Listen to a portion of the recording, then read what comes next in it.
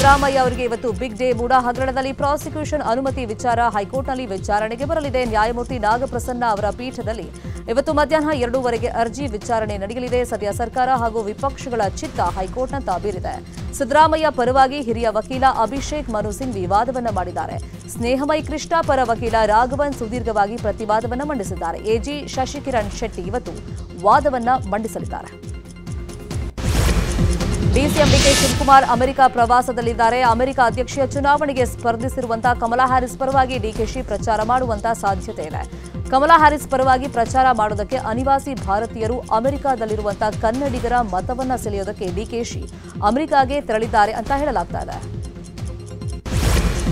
ಚಾಮರಾಜನಗರ ನಗರಸಭೆಯ ಅಧ್ಯಕ್ಷ ಉಪಾಧ್ಯಕ್ಷ ಸ್ಥಾನಗಳಿಗೆ ಇವತ್ತು ಚುನಾವಣೆ ನಿಗದಿಯಾಗಿದೆ. 31 ಸದಸ್ಯರು ಇರುವಂತಹ ನಗರಸಭೆಯಲ್ಲಿ ಬಿಜೆಪಿಯ 15, ಕಾಂಗ್ರೆಸ್ನ 8 ಹಾಗೆಯೇ ಎಸ್ಡಿಪಿಐ 6, ಬಿಎಸ್ಪಿ 1 ಹಾಗೂ ಪಕ್ಷೇತರ ಒಬ್ಬ ಸದಸ್ಯರಿದ್ದಾರೆ.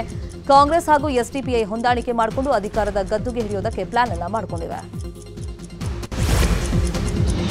ಇನ್ನು ಮನೆ ಊಟ ಕೋರಿ ದರ್ಶನ್ ಹೈಕೋರ್ಟ್ಗೆ ಸಲ್ಲಿಸಿರುವಂತಹ ಅರ್ಜಿ ವಿಚಾರಣೆ ಕೂಡ ಇವತ್ತೇ ನಡೆಯಲಿದೆ. ದರ್ಶನ್ ಮನೆಯೂಟ ನೀಡೋದಕ್ಕೆ ನಿರಾಕರಿಸಿ ಅಧಿಕಾರಿಗಳು ವರದಿಯನ್ನು ಸಲ್ಲಿಸಿದ್ದಾರೆ.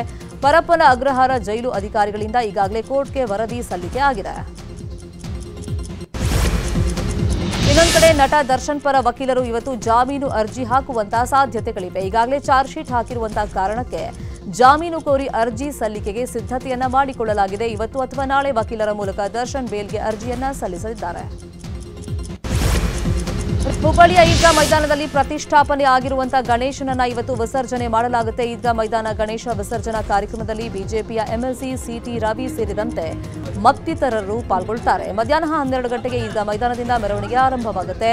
ಇಂದಿರಾ ಗ್ಲಾಸ್ ಹೌಸ್ನ ಬಾವಿಯಲ್ಲಿ ಗಣೇಶ ವಿಸರ್ಜನೆ ನೆರವೇರಲಿದ್ದು ಬಿಗಿ ಭದ್ರತೆಯನ್ನ ಕೈಗೊಳ್ಳಲಾಗಿದೆ. ಬೆಂಗಳೂರಿನ ರಸ್ತೆ ಗುಂಡಿ ಮುಚ್ಚೋದಕ್ಕೆ ಬೆಂಗಳೂರು ನಗರಾಭಿವೃದ್ಧಿ ಸಚಿವ ಡಿಕೆ ಶಿವಕುಮಾರ್ ಬಿಬಿಎಂಪಿ ಅಧಿಕಾರಿಗಳಿಗೆ ಡೆಡ್ ಲೈನ್ ಅನ್ನು ಕೊಟ್ಟಿದ್ದಾರೆ. ಸೆಪ್ಟೆಂಬರ್ 15ರ ಒಳಗಾಗಿ ರಸ್ತೆ ಗುಂಡಿ ಮುಚ್ಚದೇ ಇದ್ರೆ ಆಯಾ ವಾರ್ಡ್ನ ಎಂಜಿನಿಯರ್ಗಳೇ ನೇರ ಹೊಣೆ ಆಗಲಿದ್ದಾರೆ. ತಲೆದಂಡ ಫಿಕ್ಸ್ ಅಂತ ಹೇಳಲಾಗಿದೆ.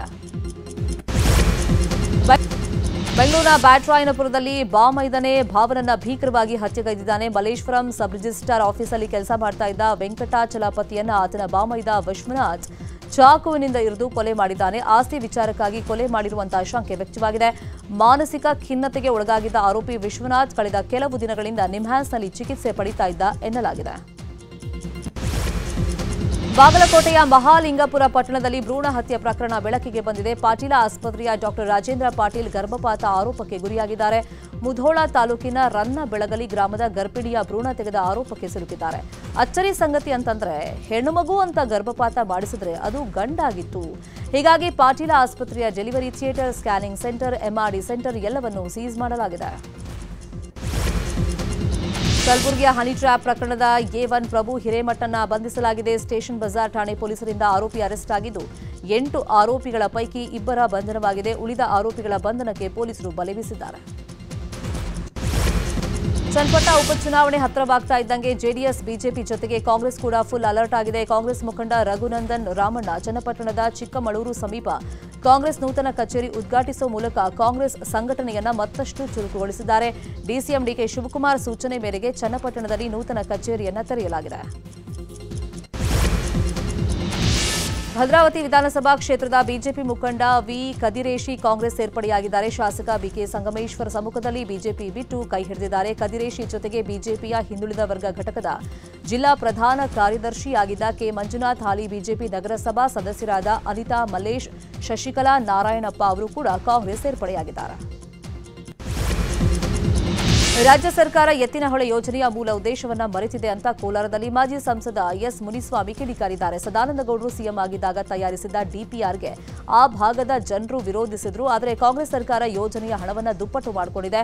ಕೋಲಾರ ಮತ್ತು ಚಿಕ್ಕಬಳ್ಳಾಪುರ ಜಿಲ್ಲೆಗಳಿಗೆ ಒಂದು ಹನಿನೂ ನೀರು ಬಂದಿಲ್ಲ ಅಂತ ಹೇಳಿ ಕಿಡಿಕಾರಿದ್ದಾರೆ.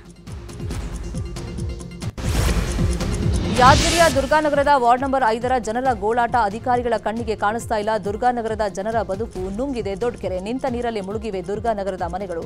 ಪ್ರತಿ ಮಳೆಗಾಲದಲ್ಲೂ ದುರ್ಗಾನಗರ ನಿವಾಸಿಗಳಿಗೆ ನರಕ ಯಾತನೆ ತಪ್ಪಿದ್ದಲ್ಲ. ಆದರೂ ಇದಕ್ಕೊಂದು ಶಾಶ್ವತ ಪರಿಹಾರ ಮಾತ್ರ ಸಿಕ್ಕಿಲ್ಲ. ಗುಜರಾತ್ನ ಸೂರತ್ನಲ್ಲಿ ವಿಶಿಷ್ಟ ಗಣೇಶನ ವಿಗ್ರಹವನ್ನು ಪ್ರತಿಷ್ಠಾಪಿಸಲಾಗಿದೆ. ಮರಗಳ ತೊಗಟೆಯಂತೆ 11 ಅಡಿ ಗಣೇಶನ ಮೂರ್ತಿಯನ್ನು ನಿರ್ಮಿಸಲಾಗಿದೆ. ದಟ್ಟಾರಣ್ಯದಲ್ಲಿ ಪ್ರಕೃತಿಯ ಮಧ್ಯೆ ಕುಳಿತಿರುವಂತಹ ಗಣೇಶನ ಮೂರ್ತಿ ಮೇಲೆ ಪ್ರಾಣಿ ಪಕ್ಷಿಗಳು ಕೂತ್ಕೊಂಡಿವೆ. ಈ ವಿಶಿಷ್ಟ ಮೂರ್ತಿಯನ್ನು ಕಾಣೋದಕ್ಕೆ ಜನ ಬರ್ತಾ ಇದ್ದಾರೆ. Abu Dhabi prince Sheikh Khalid Mohammed Nahyan ಭಾರತಕ್ಕೆ ಭೇಟಿಯನ್ನು ಕೊಟ್ಟಿದ್ದಾರೆ. ದೆಹಲಿಗೆ ಆಗಮಿಸಿದ ಅವರನ್ನು ಕೇಂದ್ರ ಸಚಿವ ಪಿಯೂಷ್ ಗೋಯಲ್ ಸ್ವಾಗತಿಸಿದರು. 2 ದಿನಗಳ ಕಾಲ ಭಾರತದಲ್ಲಿ ಅವರಿರಲಿದ್ದು ಮುಂಬೈನ ಬಿಸಿನೆಸ್ ಫೋರಂನಲ್ಲಿ ಪಾಲ್ಗೊಳ್ಳುತ್ತಾರೆ. ಬಾಂಗ್ಲಾದೇಶ ವಿರುದ್ಧದ 2 ಟೆಸ್ಟ್ಗಳ ಪಂದ್ಯದಲ್ಲಿ ಸರಣಿಯ ಮೊದಲ ಪಂದ್ಯಕ್ಕೆ 16 ಸದಸ್ಯರ ತಂಡವನ್ನು ಬಿಸಿಸಿಐ ಪ್ರಕಟಿಸಿದೆ. ರೋಹಿತ್ ಶರ್ಮಾ ಕ್ಯಾಪ್ಟನ್ ಆಗಿದ್ದು, star batsman Virat Kohli, wicket keeper Rishabh Pant ಮತ್ತು ಬೌಲರ್ ಜಸ್ಪ್ರೀತ್ ಬುಮ್ರಾ ಮೊದಲ ಟೆಸ್ಟ್ಗೆ ತಂಡದಲ್ಲಿ ಇದ್ದಾರೆ. ಅಲ್ಲದೆ ಕನ್ನಡಿಗ ಕೆಎಲ್ ರಾಹುಲ್ ಕೂಡ ತಂಡಕ್ಕೆ ವಾಪಸ್ಸಾಗಿದ್ದು, ಯಶ್ ದಯಾಳ್ಗೆ ಮೊದಲ ಬಾರಿಗೆ ಭಾರತ ಟೆಸ್ಟ್ ತಂಡದಲ್ಲಿ ಅವಕಾಶ ಸಿಕ್ಕಿದೆ. ಮೊದಲ ಪಂದ್ಯ ಸೆಪ್ಟೆಂಬರ್ 19ರಿಂದ ಚೆನ್ನೈನ ಎಂಎ ಚಿದಂಬರಂ ಕ್ರೀಡಾಂಗಣದಲ್ಲಿ ನಡೆಯಲಿದೆ. ಇಂಗ್ಲೆಂಡ್ ತಂಡದ ಆಲ್ರೌಂಡರ್ ಮೊಯಿನ್ ಅಲಿ ಅಂತಾರಾಷ್ಟ್ರೀಯ ಕ್ರಿಕೆಟ್ಗೆ ವಿದಾಯವನ್ನು ಹೇಳಿದ್ದಾರೆ. ಹಿಂದೆ ಟೆಸ್ಟ್ ಮಾದರಿಗೆ ಗುಡ್ ಬೈ ಹೇಳಿದ ಮೊಯಿನ್ ಅಲಿ ಇದೀಗ ಏಕದಿನ ಹಾಗೂ ಟಿ20 ಕ್ರಿಕೆಟ್ನಿಂದ ನಿವೃತ್ತಿಯನ್ನು ಘೋಷಣೆ ಮಾಡಿದ್ದಾರೆ. ಅಲ್ಲದೆ ಇನ್ನು ಮುಂದೆ ಫ್ರಾಂಚೈಸಿ ಲೀಗ್ ಕ್ರಿಕೆಟ್ನಲ್ಲಿ ಆಡಲು ಮಾತ್ರ ತೀರ್ಮಾನಿಸಿದ್ದಾರೆ. ಪ್ಯಾರಿಸ್ ಪ್ಯಾರಾಲಿಂಪಿಕ್ಸ್ನಲ್ಲಿ ಐತಿಹಾಸಿಕ ಪ್ರದರ್ಶನ ನೀಡಿ ಭಾರತೀಯರು ವಾಪಸ್ಸಾಗಿದ್ದಾರೆ. ಮೊದಲ ಬಾರಿಗೆ ದಾಖಲೆಯ 29 ಪದಕಗಳನ್ನು ಗೆದ್ದು ಪ್ಯಾರಾಲಿಂಪಿಕ್ಸ್ನಲ್ಲಿ 18ನೇ ಸ್ಥಾನಕ್ಕೆ ಭಾರತ ತಲುಪಿ ದಾಖಲೆಯನ್ನು ಬರೆದಿದೆ. 7 ಚಿನ್ನ, 9 ಬೆಳ್ಳಿ ಮತ್ತು 13 ಕಂಚಿನ ಪದಕಗಳನ್ನು ಭಾರತ ತನ್ನದಾಗಿಸಿಕೊಂಡಿದೆ. ಬಾಲಿವುಡ್ ತಾರೆ ದೀಪಿಕಾ ಪಡುಕೋಣೆ ಹೆಣ್ಣು ಮಗುವಿಗೆ ಜನ್ಮವನ್ನು ಕೊಟ್ಟಿದ್ದಾರೆ. ಮೊನ್ನೆ ಸಂಜೆಯಷ್ಟೇ ಮುಂಬೈನ HN ರಿಲಯನ್ಸ್ ಆಸ್ಪತ್ರೆಗೆ ದೀಪಿಕಾ ಪಡುಕೋಣೆ ದಾಖಲಾಗಿದ್ರು. ಈ ಬಗ್ಗೆ ಇನ್ಸ್ಟಾಗ್ರಾಂನಲ್ಲಿ ಪೋಸ್ಟ್ ಅನ್ನು ಹಂಚಿಕೊಂಡಿರುವಂತಹ ದೀಪಿಕಾ ಹಾಗೂ Ranveer Singh welcome baby girl ಅಂತ ಬರ್ಕೊಂಡಿದ್ದಾರೆ. ಸಲ್ಮಾನ್ ಸತತ ಸೋಲಿನ ಸುಳಿಯಲಿದ್ದು ಈಗ ಗೆಲುವಿನ ಶಿಕಾರಿಯಲ್ಲಿದ್ದಾರೆ. ಸದ್ಯ ಅದಕ್ಕಾಗಿ ಆಂಗ್ರಿ ಯಂಗ್ ಮ್ಯಾನ್ ಅವತಾರವನ್ನು ತಾಳ್ತಾ ಇದ್ದಾರೆ. ಎಸ್, ಮುರುಗದಾಸ್ ನಿರ್ದೇಶನದ ಸಿಕಂದರ್ನಲ್ಲಿ ಸಲ್ಲುವುದು ಆಂಗ್ರಿ ಯಂಗ್ ಮ್ಯಾನ್ ಪಾತ್ರ ಅಂತ ಹೇಳಲಾಗ್ತಾ ಇದೆ.